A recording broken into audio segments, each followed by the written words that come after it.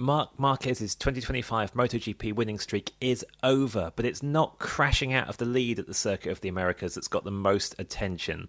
It's the strange antics on the grid and the aborted start, which was actually no coincidence. Marc Marquez didn't like the look of the tyres he was on with the weather. He made a run for it, and he was expecting a lot of other riders to do the same, wasn't he, Val?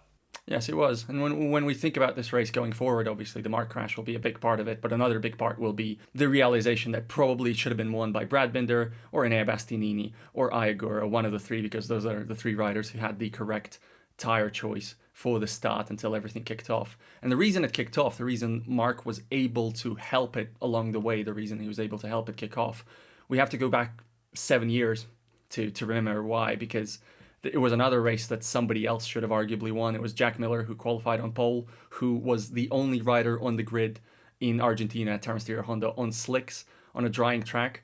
And suddenly all 23 of his rivals realized, slicks are the right tire to have. All 23 of them went into the pits, which forced MotoGP and the MotoGP race direction at that point to abort the start, which forced Jack to effectively give up the advantage he had, which he was very, very unhappy about. Now, to combat what happened, to ensure riders are still rewarded for making the right choice, riders and teams, we've had a whole lot of rules introduced to how to govern this sort of situation, and they were stress tested here and they were found wanting, and Marc Marquez knew how to exploit them to ensure that he doesn't lose out too much, and he did exactly that. Let's go to Simon in the paddock at Austin to explain why this caused so much controversy.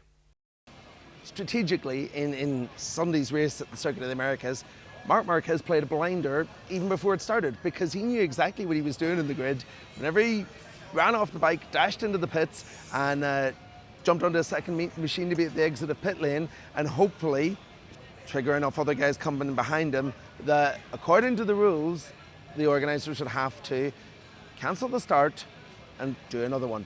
However, not enough guys went with Marc Marquez, and while he admitted afterwards that he knew the rules perfectly and there was an element of hope to it, he got lucky.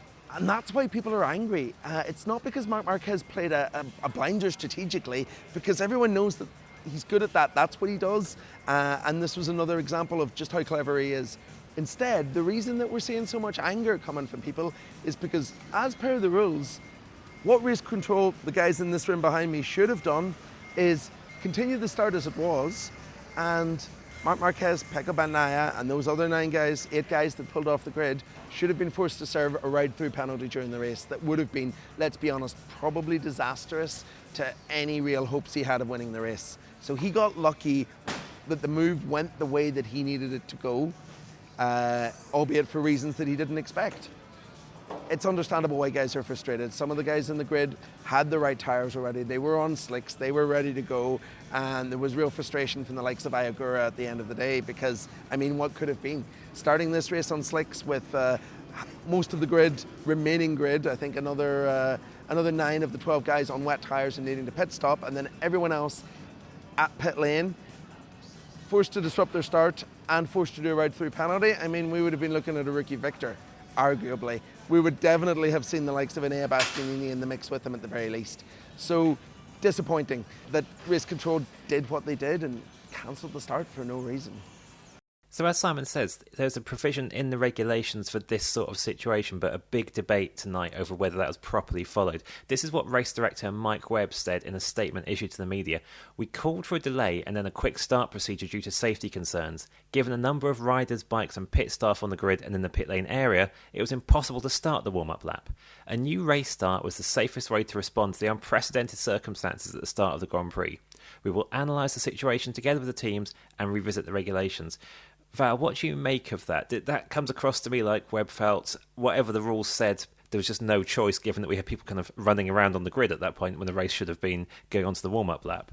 Yeah, I agree. I have to be sympathetic to that, even though the just outcome was not reached. You totally understand it from a certain point of view. When the exact call was made, you still had Maverick Vinales on the grid running for no discernible reason towards the front. You still had riders in varying levels of preparedness in the pit lane. You still had a situation where most of the bikes on the grid were in wet tires, so they were going to pit probably at the end of the formation lap, maybe at the end of the first lap. The track was already clearly dry enough for slicks. It was a recipe for potential trouble. And I understand that the easiest way to avoid it was indeed just, aborting the start and going, let's do this again, let's do this from scratch. But the rule was put in place specifically to protect the Jack Miller type, right? It was put in place to protect the guys who, with their teams, made the right decision for the start. Whether that right decision should automatically equate to basically a race win, a guaranteed podium, different question. But that's what the rules were supposed to do. All the guys who made the change were supposed to have ride-throughs, except when the start's cancelled. That doesn't happen. So it was, again, my issue is not so much with race control, just, the rules were stress tested, and, as Webb himself clearly indicates, they were found wanting, and they'll have to have another look. Amazing confidence by Marc Marquez to go, if I run, enough other people will run too, that this will be fine, I won't get a penalty because the start will be aborted. He also said as well that even if only a few people had run and he'd started from the pit lane, he was confident enough he'd have come back through anyway. Based on his pace, that was probably true, but he needed to actually stay on the track, and that's what he didn't do in the end. He clipped a curb a bit too much and fouled. What did you make of how Marc was riding? It wasn't his first mistake of the weekend, but he didn't get away with this one like he had in the sprint. Yeah, he really didn't. And in the end, I think the smart play on the grid ended up costing him points, because I think basically, he was going to have a better race and scored more points had he started from pit lane, or he was certainly going to lose more points, fewer points, even if he'd crashed. Look, I found the crash really, really quite unimpressive, because it, also the context, it just writes off the whole start to the season. Like, it changes the dynamic completely. We now head to a Pecco Bagnaia track in Qatar. We now, basically have restarted from zero. Alex Marquez is now right up there. Marc probably felt coming into the weekend that you got to win here, got to win both, because it's, it's Circuit of the Americas. If you're going to be champion this season, this is the track to take the full advantage of. But he also repeatedly brought up 2019. You remember 2019, the near perfect Marc Marquez season that only wasn't as near perfect as it could have been because he crashed out at COTA from the lead like he's done again here. You kind of saw it coming. And look, easy to say after the fact, but he had the crash in the wet in practice. He very nearly fell off in the sprint early on. It was comfortable in terms of pace, but it felt like the level he was pushing at was not actually correlated to the risk of crashing. And look, we have to take him to task here. Yes, it was clearly an easy mistake to make. It was unusual track conditions. It was, people crash on wet curbs all the time, but a lot of riders stayed on in this race. Not a lot of riders made that same specific error. And it's, this is Marc's track where he should have had enough margin baked in, and he still would have had enough margin to win. And even if he didn't, at this moment in the season, 20 points would have been acceptable. He didn't take the 20 points. He's been able to shrug this off quite convincingly in public, but I'd be really, really, really surprised if it doesn't eat away at him, because it's like, just didn't need to happen. Didn't need to allow this to happen. And suddenly the MotoGP season has started anew for no particularly obvious reason. It's Alex Marquez who leads the championship by 1 point, but obviously all eyes are now on Pecco Bagnaia. He's within 11 of Marc. He was the race winner today. Back to Simon in the paddock for his take on Bagnaia's sudden and slightly unexpected resurgence. So a Sunday evening in the MotoGP paddock as we watch the factory Ducati team pack up behind me shouldn't be a surprise to anyone at this point, because it's been one of the themes of this season so far, hasn't it? But today's different. Today's really different, because we saw, I think, something quite substantial today from two-time world champion Pecco Bagnaia. We knew that Marc Marquez was the man to beat this weekend. We knew that the only person who was going to beat Marc Marquez this weekend was himself.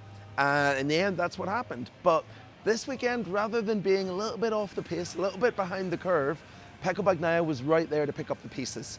And he has to have taken a huge psychological boost from what happened. He was much quicker this weekend. He says that the pace that's been missing all season, that little bit of front end feeling on the second part of corner entry that he's lost, hasn't been there, and then it's come back.